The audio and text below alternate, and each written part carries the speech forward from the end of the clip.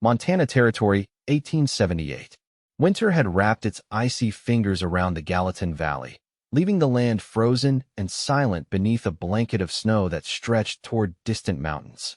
For 26-year-old Wyatt James, this was just another season to endure on his struggling cattle ranch, a place where dreams came to die slowly, buried beneath years of solitude and hard work.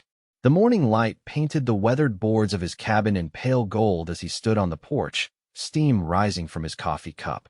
5 years he'd been out here, building something from nothing after the war had left him hollow. Wyatt believed the frontier demanded everything and gave little in return, especially to men who opened their hearts. He'd seen too many friends lose everything to the false promise of frontier happiness.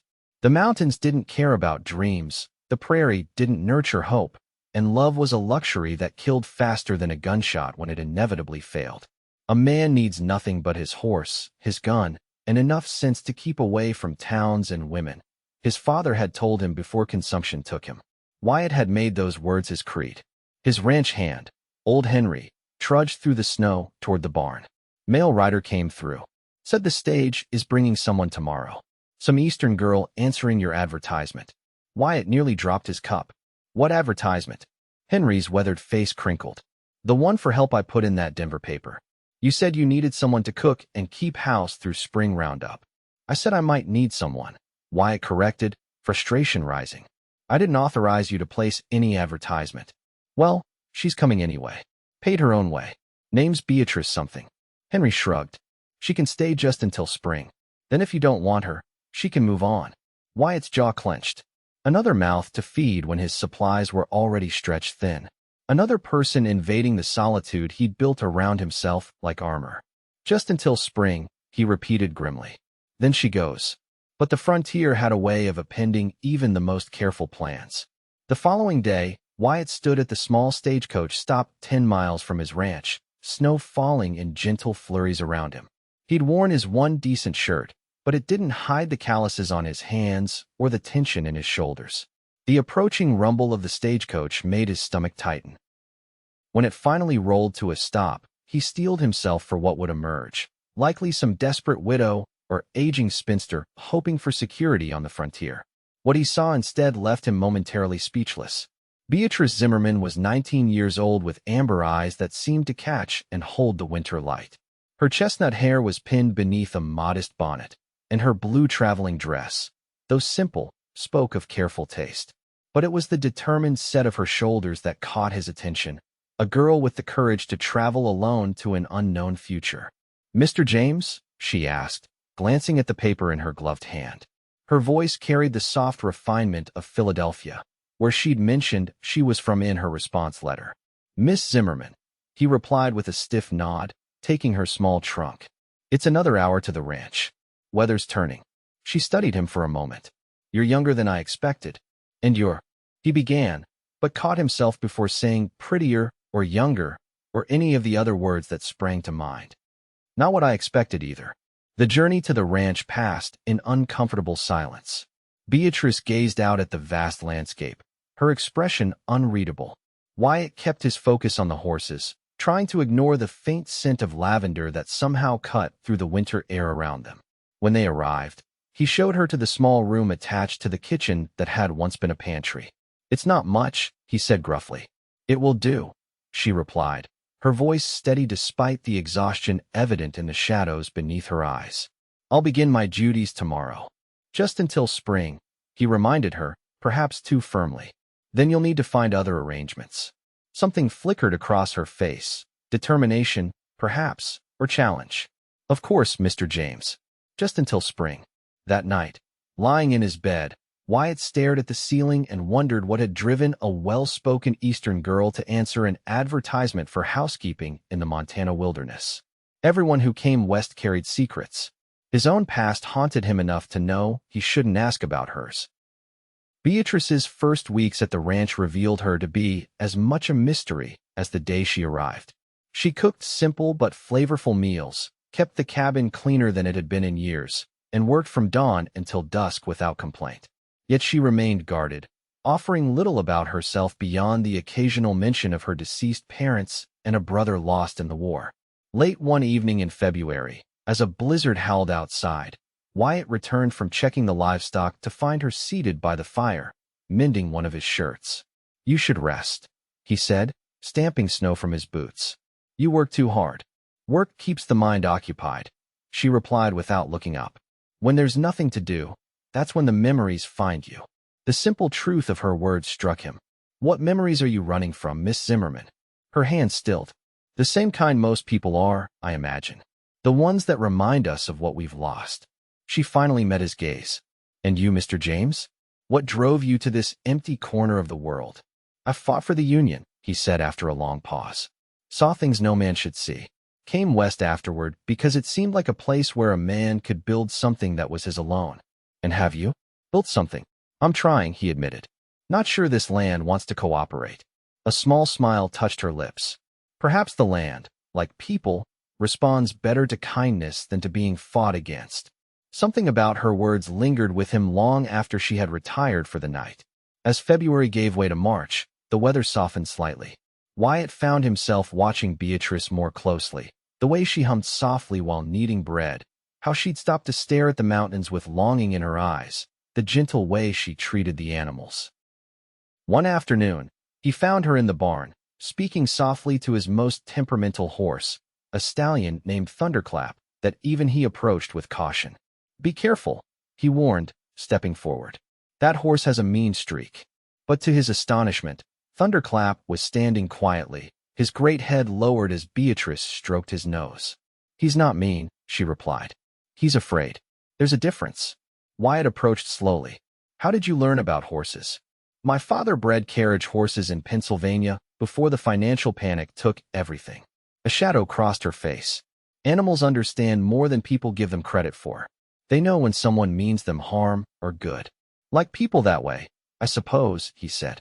Their eyes met, and for a moment, something passed between them, recognition, perhaps, of kindred wounded spirits. "Yes," she said softly. "Exactly like people." That night at dinner, Wyatt found himself asking more about her life before Montana. She spoke hesitantly at first, then with growing animation about her childhood in Philadelphia, her father's horse business, her mother's garden. "And what brought you west?" He finally asked the question that had lingered since her arrival. "Truth now." Beatrice set down her fork, her expression darkening. "After my parents died, I lived with my uncle. He arranged a marriage for me to a business associate, a man 3 times my age who had buried 2 wives already." Her voice grew tight. "I refused. My uncle gave me an ultimatum: marry or leave with nothing but the clothes on my back." "So you left?" Wyatt said, newfound respect coloring his voice. "I had $20 and my mother's locket," she confirmed. "I saw your advertisement while working as a seamstress in Denver. It seemed providential." Wyatt nodded slowly, understanding now the steel beneath her gentle exterior. "That took courage." "Or desperation," she countered with a small smile. "Sometimes they look the same from the outside." When she excused herself to retire, Wyatt remained at the table, turning their conversation over in his mind. For the first time in years, he felt something shift inside him, a crack in the wall he'd built around himself. The following morning brought a new complexity to their routine. Each small interaction now carried an undercurrent of awareness. When their hands accidentally touched as she passed him coffee, Wyatt felt a jolt that had nothing to do with the heat of the mug. March brought the first signs of spring, patches of green emerging from beneath melting snow, longer days, and the birth of new calves. Wyatt and his ranch hands worked from before dawn until after dusk. One evening, he returned to find Beatrice had prepared a special dinner and was teaching Henry and the other hands a card game she'd learned in Philadelphia. The cabin filled with laughter, a sound it had never known before her arrival. "You've changed things around here," Wyatt told her later, as they stood on the porch watching stars emerge. "For better or worse?" she asked. "I'm not sure yet," he admitted honestly. "But I know it won't be easy to go back to how things were after spring." Something vulnerable flashed in her eyes before she looked away. "Yes, well, we made an agreement." He wanted to say more, to tell her that perhaps agreements could change, but the words wouldn't come. Instead, he bid her good night and retreated to the solitude of his room, where thoughts of her kept him awake long into the night. Their careful dance of growing attraction and maintained distance might have continued indefinitely, if not for what happened the following week. Beatrice had ventured to the creek to wash linens when Wyatt heard her scream. He ran, heart pounding, to find her backing away from a mountain lion that had been drawn to the water. Without hesitation, he placed himself between her and the predator, his rifle aimed steadily. The standoff lasted only moments before the big cat decided they weren't worth the risk and slipped back into the woods. Beatrice trembled against him, her face pressed into his shoulder. I didn't see it until, you're safe, he murmured, suddenly aware of how perfectly she fit in his arms. I've got you. When she looked up at him, tears glistening in her amber eyes, something broke loose inside Wyatt. Before he could think better of it, he lowered his head and kissed her, gently at first, then with an intensity that surprised them both. She responded with equal fervor, her fingers curling into his shirt as though anchoring herself to him. When they finally broke apart, both breathless, reality came crashing back. I shouldn't have done that, he said, stepping away. I'm sorry. Are you? She challenged, color high in her cheeks. Because I'm not. Their return to the cabin was silent, weighted with unspoken words and unfamiliar emotions. That night, Wyatt stood at his window, watching the moon rise and grappling with the realization that his heart had betrayed his carefully constructed philosophy of isolation. Beatrice had somehow slipped past his defenses, making him question everything he believed about life on the frontier. The following days brought a new tension between them. They moved around each other carefully, their conversations polite but strained. Wyatt threw himself into ranch work, staying out longer than necessary, as though physical exhaustion might quiet his thoughts. But the feelings only grew stronger, becoming impossible to ignore when a telegram arrived from the town of Bozeman. Beatrice's uncle had discovered her whereabouts and was coming to collect his wayward niece. He has no legal right, Wyatt insisted when she showed him the message, her hands shaking. You're of age. You don't understand, she replied, fear evident in her voice. Clayton Mercer has connections everywhere. He'll claim I stole from him, or that I'm mentally unstable. He's done it before to others who crossed him. Why is he so determined to control your life? Because my father left a trust that passes to me upon marriage, she admitted. If I marry his choice, my uncle retains control of the money. If I marry anyone else. She looked away. He loses everything. Wyatt's jaw tightened. When does he arrive? 3 days, according to the telegram. Then we have 3 days to prepare. That night, after Beatrice had gone to bed, Wyatt sat at his table cleaning his revolver, his thoughts churning. Something about her story nagged at him, a half-forgotten memory from his time back east before the war. The name Mercer connected to some scandal he couldn't quite place. The next morning, he rode into town and sent telegrams to contacts in Philadelphia. By evening, he had his answer, and it was worse than he'd imagined. Clayton Mercer wasn't just manipulative, he was dangerous. 2 previous business rivals had died under suspicious circumstances, and rumors suggested Beatrice wasn't the first young woman he'd forced into marriage for financial gain. When Wyatt returned to the ranch, he found Beatrice sitting on the porch steps, her face tear-stained. I've decided to leave, she announced as he dismounted. Tonight. I won't bring trouble to your door. No, he said firmly, sitting beside her. Running won't solve this. He'll only find you again. What choice do I have? Her voice broke. I have no money, no family, no protection. Wyatt took a deep breath. You could marry me instead. Her head snapped up, eyes wide. What did you say? Marry me, he repeated, surprising himself with how right the words felt. Today, Judge Parker in town can do it. If you're already married when your uncle arrives, his plan falls apart. You would do that?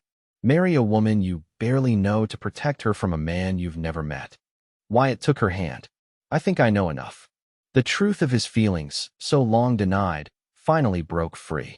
These past months, you've brought life to this place, and to me. I thought I needed solitude, that the frontier was no place for attachment. I was wrong. Hope and doubt warred in her expression. And when spring comes, would you still want me to leave? No, he said, realizing as he spoke that he'd never meant anything more. I want you to stay, not as my housekeeper, as my wife, my partner. Tears spilled down her cheeks. This isn't just about my uncle. Your uncle provided the urgency, but the feeling was already there. He cupped her face gently. I love you, Beatrice. I didn't expect to, didn't want to, but I do. Her smile bloomed slowly, transforming her face. I love you too. I think I have since that night by the fire when you finally talked about the war. Their wedding in town that afternoon was simple. Just the judge, Henry as witness, and promises spoken with quiet conviction. When they returned to the ranch as husband and wife, Wyatt carried her across the threshold of the cabin that no longer felt empty or cold. 2 days later, Clayton Mercer arrived with 2 hired guns, his face a mask of arrogant entitlement as he demanded to see his niece.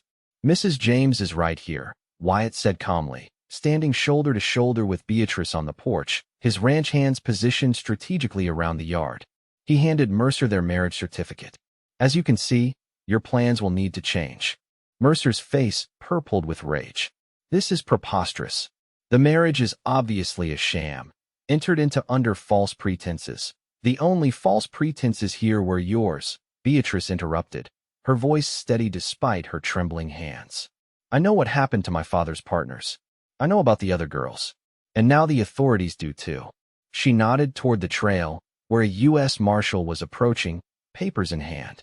Marshal Taylor has quite a collection of sworn statements, Wyatt added. Seems when my wife sent letters to some of your former business associates' families, they were eager to share what they knew. Mercer's confidence crumbled as the marshal dismounted. The law enforcement officer nodded to Wyatt and Beatrice before turning to Mercer. Clayton Mercer? I have a warrant for your arrest on charges of fraud, extortion, and suspected involvement in the deaths of William Hargrove and Jonathan Patterson. Mercer's hired guns, sensing which way the wind was blowing, quietly backed away, leaving their employer to face justice alone. That evening, with her uncle on his way to face trial in Philadelphia, Beatrice sat with Wyatt on their porch, watching the sunset paint the mountains in shades of pink and gold. Do you think we would have found our way to each other without all this drama? She asked, her head resting on his shoulder.